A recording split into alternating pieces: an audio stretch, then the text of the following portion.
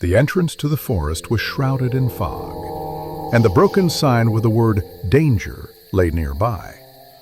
The path disappeared into the darkness, and the trees stretched toward it, as if trying to close in overhead.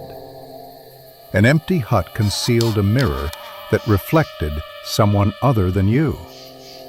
Someone had been sitting on the swing a moment ago. Now it was swinging on its own. The tent moved, even though there was no one inside, and abandoned shoes on the path whispered footsteps you couldn't hear. Eyes burned in the swamp, motionless and unblinking.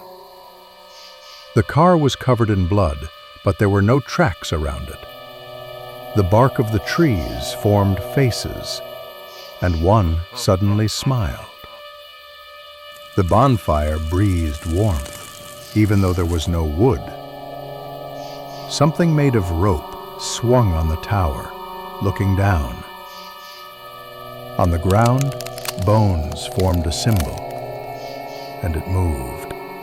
In the cave, the walls screamed with your voice, and in the circle, candles burned with a cold fire.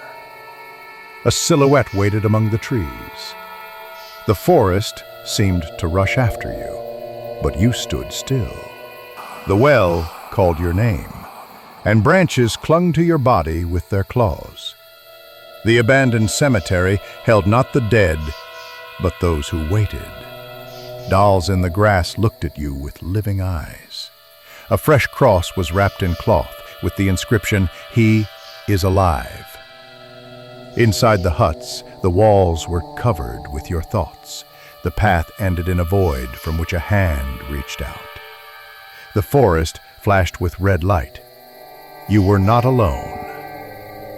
Never alone.